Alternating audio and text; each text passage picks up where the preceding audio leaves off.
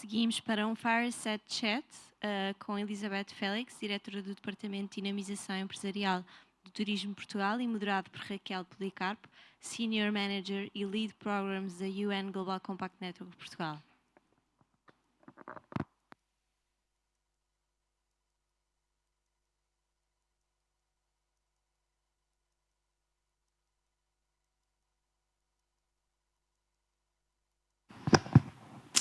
Obrigada. Boa tarde a todos. Bem-vindos ao nosso Fireside Chat. Como a minha colega disse, estamos com a Elizabeth Félix, que é do Departamento de Dinamização Empresarial do Turismo de Portugal. A introdução que tem que ser feita para esta conversa é, claro, inevitavelmente, que o turismo de Portugal é uma atividade económica fundamental para a geração de riqueza em Portugal. Este ano conseguimos voltar aos níveis pré-pandemia, não é? Depois de um pequeno interregno, o ano de 2022 conseguiu ver uma recuperação dos números, conseguiu inclusivamente ver uma receita ultrapassar o recorde de 2019. No entanto, e neste contexto, a estratégia Turismo 2027 é um guia fundamental para o que se está a planear para o futuro.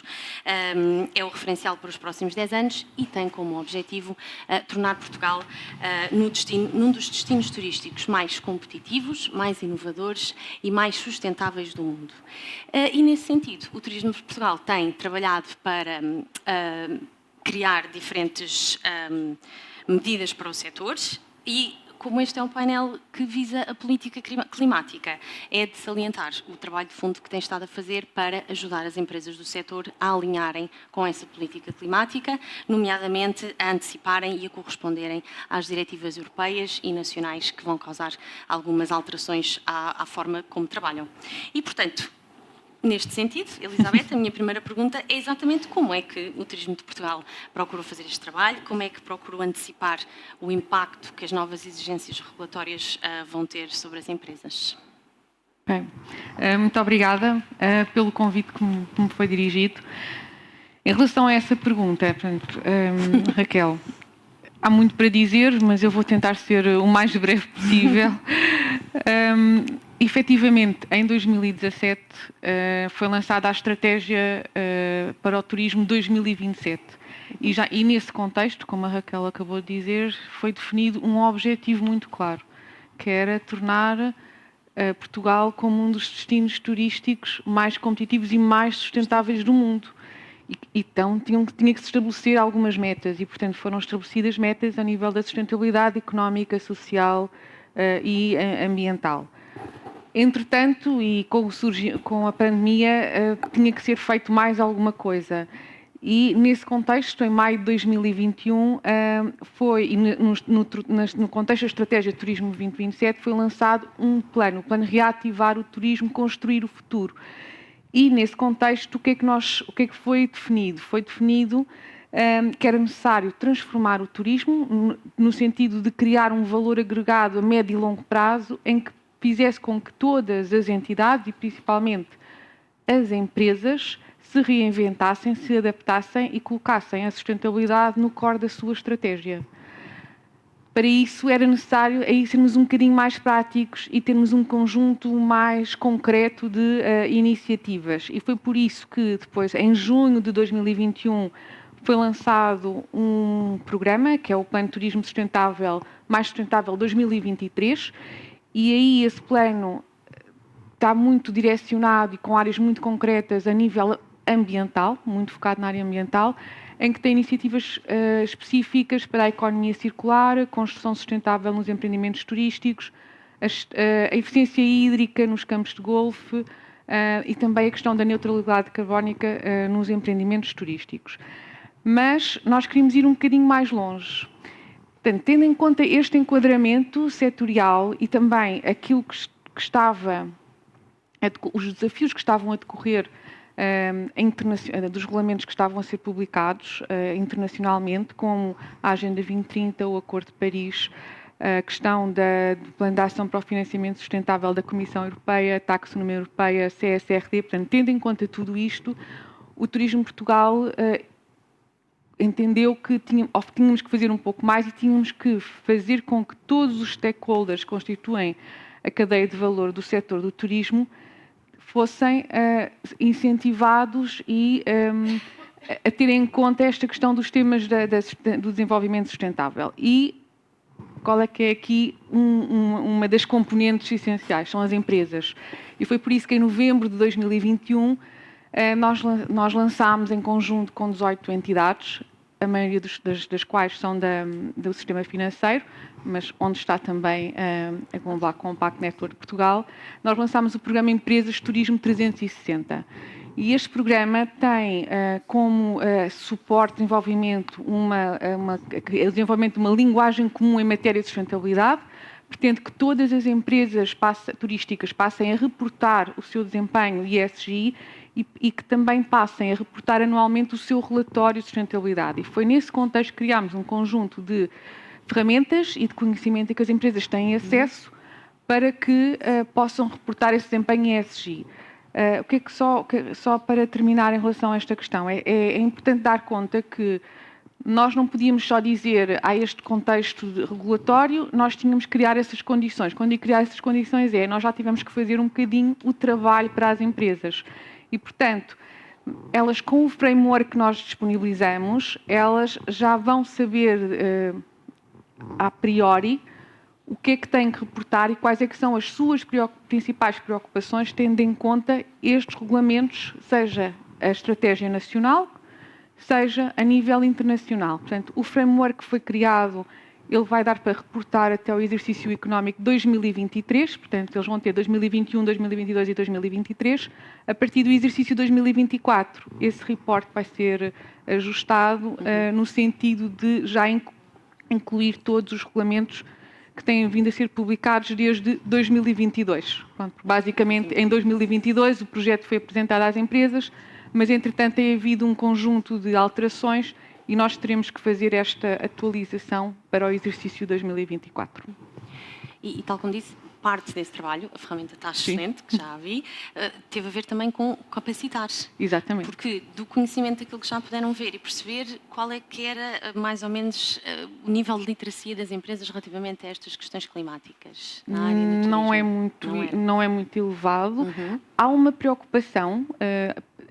Aquilo que nós conseguimos concluir foi que as empresas já tinham esta preocupação a nível da sustentabilidade, no sentido de uma melhor gestão da água, da gestão da energia, dos resíduos não tanto, mas já havia esta preocupação. Mas percebemos que era um bocadinho só isso. Não, a questão de perceberem, terem o conhecimento do que é uma política climática, quais é que são os regulamentos, que boas práticas é que existem, esse conhecimento... Percebemos que ele não existia assim tanto, está muito disperso pelas empresas, há uma grande diferença entre o que são microempresas e grandes empresas e, portanto, queríamos tornar esse conhecimento um conhecimento mais bem percebido e, por isso, neste contexto deste último programa, o programa Empresas de Turismo 360, nós também temos a capacitação em gestão ESG. E, portanto, nós falamos sobre o programa, mas ao darmos conhecimento sobre o programa, acabamos por fazer essa ligação com o quadro regulatório e também com estas boas práticas que existem. Portanto, só para sabermos, para falarmos um pouco sobre isso, só para dizer que nós já fizemos 2 ciclos formativos, portanto, desde abril de 2022, foi quando nós colocámos este programa para todas as empresas turísticas e já conseguimos ter 1.055 participantes, o que é bastante bom. Esperamos agora que, com o envolvimento, há um envolvimento maior, para além disso, a questão do financiamento, que vocês vão falar de certeza no painel a seguir, também é uma preocupação e, portanto, como é algo que as empresas também já têm que reportar, nós achamos que estas ações vão ter uma procura maior. Portanto, são ações de capacitação online, não têm qualquer custo, são gratuitas, e, portanto, achamos que vamos conseguir ter um maior número de participantes. Esperemos que sim. E além da questão do financiamento, que é sempre, claro, uma boa motivação, existem outros riscos que as empresas correm nos dias que correm. Assim, por alto, o que é que identificaram, o que é que as empresas vos dizem em termos de motivações, sobretudo a este nível, a que riscos é que estão sujeitas e que já começam a perceber e a sentir? O risco é muito variável em função da natureza das operações das empresas, não é? E o impacto também social e ambiental que pode estar associado a essas mesmas operações. Mas eu diria... diferente uma unidade hoteleira do que um empresário em nome individual que trabalha na área do turismo, não é? Só que tem riscos diferentes. E uma unidade hoteleira, em regra, portanto, tem uma infraestrutura, e uma infraestrutura tem uma pegada maior, não é? E, portanto, o impacto será maior. Mas quer dizer, mas a questão do clima, da ação climática, tem sido um tema, não é? E não podemos fugir a isso. É um tema. E porquê? Porque o turismo, o setor do turismo é muito...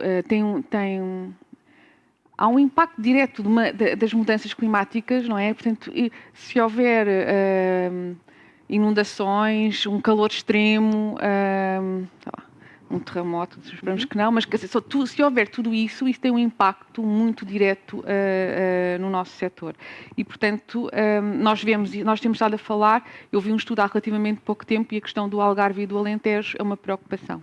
E, portanto, porque daqui a uns tempos, se calhar, a sazonalidade que nós ouvimos falar agora já não vai ser essa e, se calhar, o nosso pico alto já não vai ser agosto, porque aí já não vai ser possível e vai ser talvez setembro, outubro. Porque já é mais suportável. Sim, e portanto aí há um desafio para as nossas empresas, até porque isso faz com que o fluxo de turistas que nós temos possa ir para outros países e, portanto, aquilo que nós temos pedir mais uma vez às empresas é que se adaptem, se reinventem e vejam como é que é possível conciliar este enorme desafio. Mas quer dizer, mas há outra. Esta questão climática é mesmo muito importante, até porque muitas das nossas experiências estão relacionadas com o território. E, portanto, para além da questão do impacto que uma alteração climática pode ter, é muito importante que todos os operadores tenham um cuidado especial com o próprio território. Okay? Portanto, essa também é um grande desafio, é uma preocupação que nós temos abordado com as empresas. Não pode haver uma degradação. Se houver uma degradação desse recurso, que é tão precioso, a experiência já não é a mesma e, portanto, já não teremos aquela experiência culturalmente memorável que nós queremos vender, ela já não vai ser conseguida. Isso vale para vários fatores, o território, os recursos do território, sejam eles naturais, humanos, mesmo. Sim, a parte social, também é muito importante. Tem que haver aqui uma boa integração entre os residentes e os turistas, portanto, o impacto cultural tem que ser privilegiado e aqui a questão que às vezes há em que determinados períodos do ano há um maior fluxo de turistas, tem que ter essa preocupação até para haver essa integração e não haver perda de identidade cultural e haver existirem experiências em que os próprios turistas estão integrados na sociedade, naquela comunidade. Portanto, essa também é uma preocupação. Então, e dentro destes tipos de operadores que tivemos a falar, portanto, temos as grandes unidades hoteleiras, temos as agências de viagens, temos as agências mais pequenas de animação turística. Assim, pelo que podem perceber, nós já conseguimos mais ou menos saber a resposta para esta pergunta, mas quais é que terão mais dificuldades em adaptar-se agora a este novo contexto ESG? E eu digo que já sabemos porque temos identificado e estamos todos a trabalhar neste sentido que as PMEs são uma das prioridades, porque quer em termos de recursos, quer em termos de capacitação, é exatamente com quem nos focamos, mas não precisam de ser necessariamente as únicas. Não, as PMEs são uma preocupação, isto porque elas representam 99% do nosso tecido empresarial. E, portanto, quanto a isso não há nada a fazer. Exatamente. Agora, eu não diria tanto que tem a ver com a dimensão, mas eu diria mais que tem a ver com a natureza da operação. Ou seja, um estabelecimento hoteleiro, como nós já falámos há pouco, tem infraestrutura. Ao ter infraestrutura, vai ter uma pegada, vai ter à partida, terá uma pegada ambiental superior, isto por causa da gestão de energia, da gestão da água, da produção de resíduos, não é?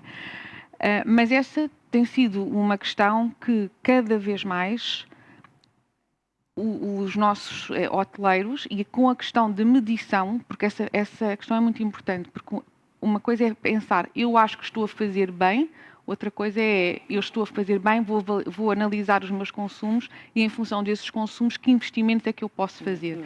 Mas essa é uma preocupação que estamos a tentar consciencializar e que, para além deste programa Empresas de Turismo 360, há o outro programa de Turismo Mais Sustentável, em que estão a ser criados guias e ferramentas para as empresas perceberem, ao nível de investimentos, que investimentos é que podem ser feitos para ajudar a melhorar os consumos de cada unidade.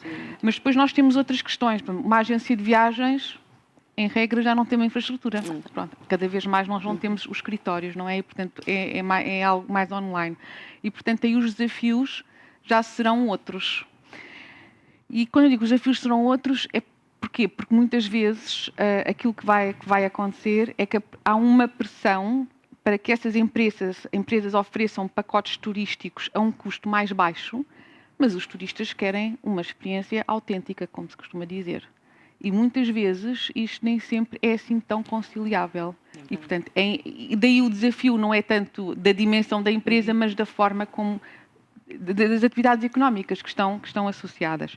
E esta questão também se aplica à animação turística.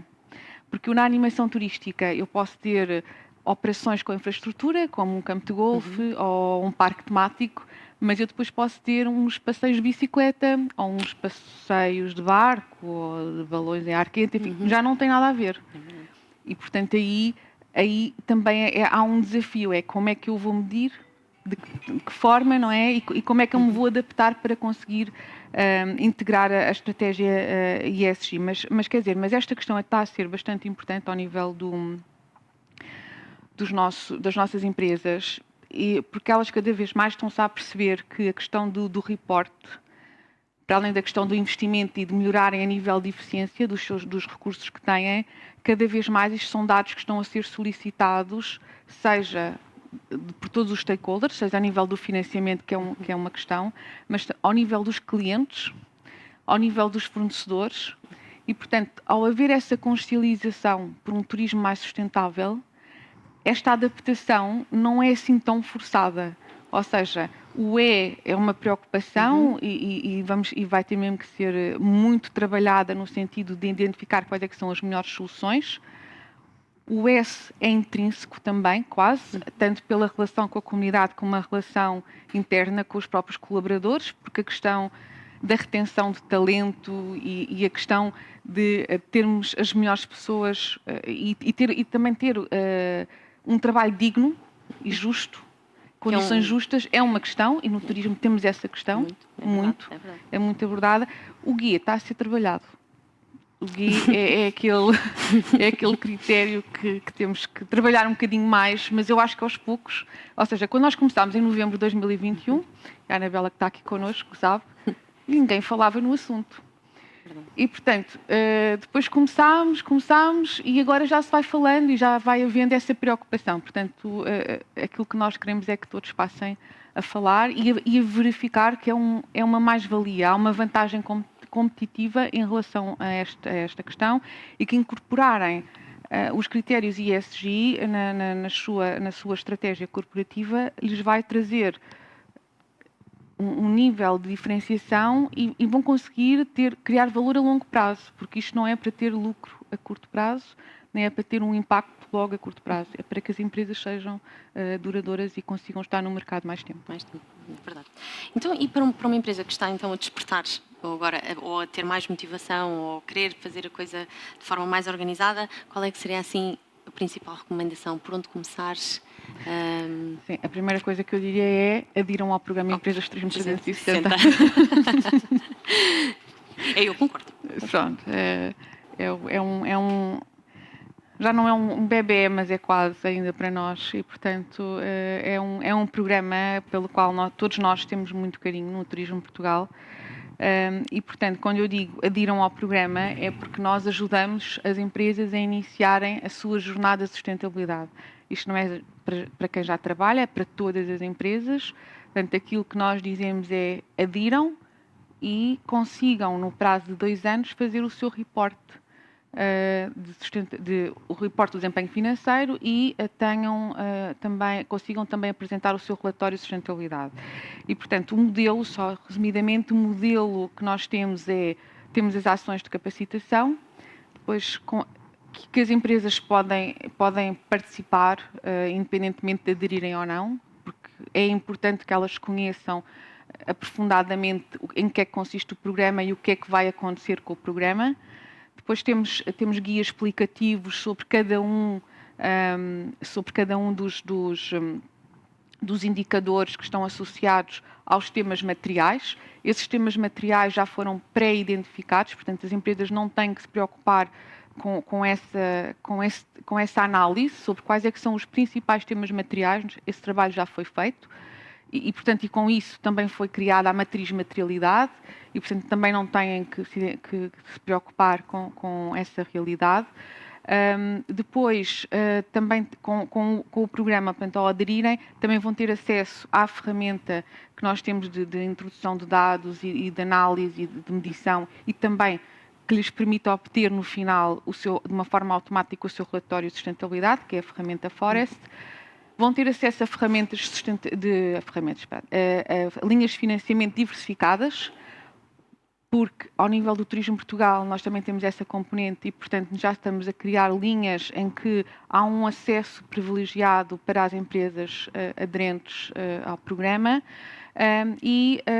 Para além disso, todas as empresas anualmente são distinguidas. Nós temos uns selos, há um evento de reconhecimento público e nesse evento são distinguidas tanto as empresas que já aderiram e, portanto, assumiram o compromisso connosco de iniciarem a sua jornada de sustentabilidade, são distinguidas as empresas que já fazem o seu reporte de sustentabilidade e depois, num futuro, haveremos de ter um terceiro selo, que é o líder, em que vamos destacar dentro daquelas empresas que reportam aquelas que têm melhores performances associadas a um rating e, portanto, achamos que isto é um caminho e que irá... É um caminho, mas que está a desenvolver uma coisa muito importante, que é uma linguagem comum. Sim. Entre todas as empresas a este nível, ao utilizarem todas a mesma plataforma, ao fazerem pela mesma metodologia, cria também um autoconhecimento maior para as empresas, para o seu próprio valor. E já que referiu a plataforma Forest, terminamos então exatamente com ela, porque ela é uma plataforma através do qual é possível extrair alguns dados, não é, sobre a realidade atual. Tal como a Isabel disse, já tiveram algumas introduções, já tivemos algumas empresas que fizeram o programa, algumas já fizeram os seus relatórios de sustentabilidade. Para já, que dados é que obtiveram? O que é que nos dizem os dados da plataforma Forest até agora relativamente aos principais desafios em geral do setor? Nós não conseguimos ainda dar dados do setor, porque não temos ainda uma amostra significativa. A criação de uma linguagem comum, qual foi o grande objetivo? O objetivo foi que as empresas conseguem fazer uma compra, entre elas, uma comparabilidade de dados, de outra forma não teríamos essa possibilidade, ou as empresas não teriam essa possibilidade, e, para além disso, mais tarde, esperamos que daqui a 2 anos, nós já tenhamos condições de ter dados do setor, que não temos. Uma das grandes preocupações das empresas é: eu obtive este resultado neste indicador, é mau ou bom? Não sabemos.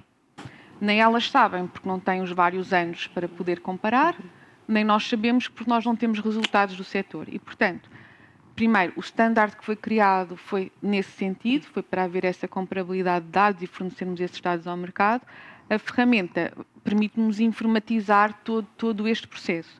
Portanto, quando a empresa faz o seu registro e diz: eu sou uma média empresa ou sou uma pequena empresa da área da animação, automaticamente vai-lhe aparecer todos os dados que são necessários reportar e que estão identificados na matriz que nós disponibilizamos. Portanto, a empresa não tem que fazer muito, automaticamente vai-lhe aparecer todos os dados que estão associados aos temas materiais. No caso de uma média e de uma grande empresa, essas empresas têm 22 temas materiais, aos quais está associado cerca de 100 dados de reporte, quantitativos e qualitativos.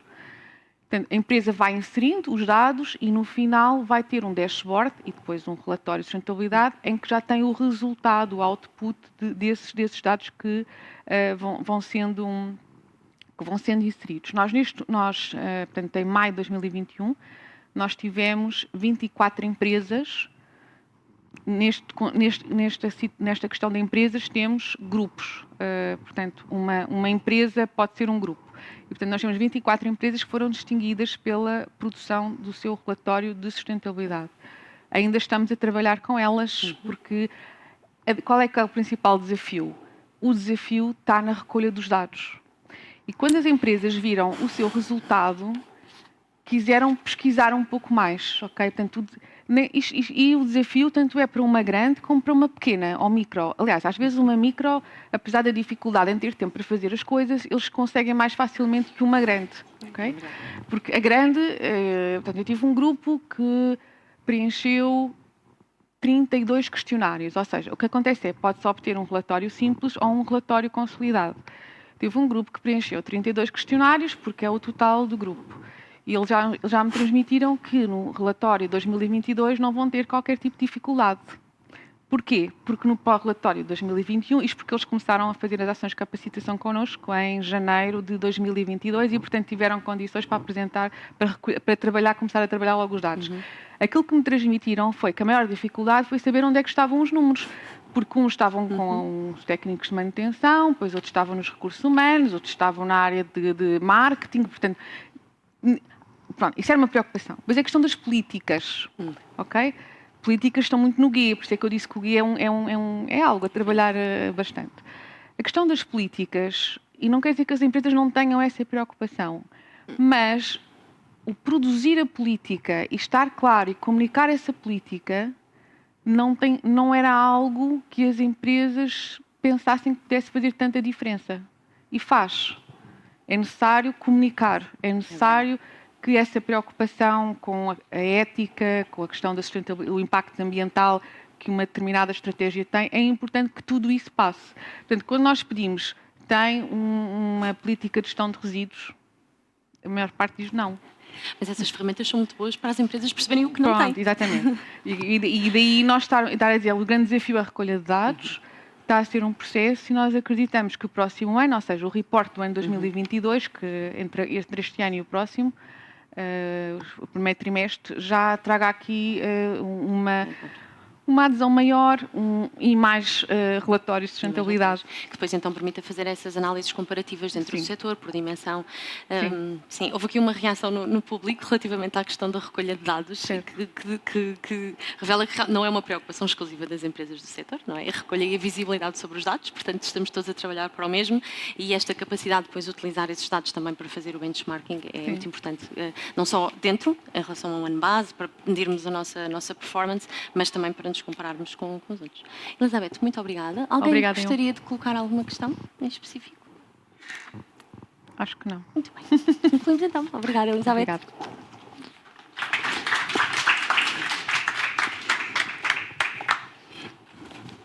Chamamos agora Manuel Beltrão.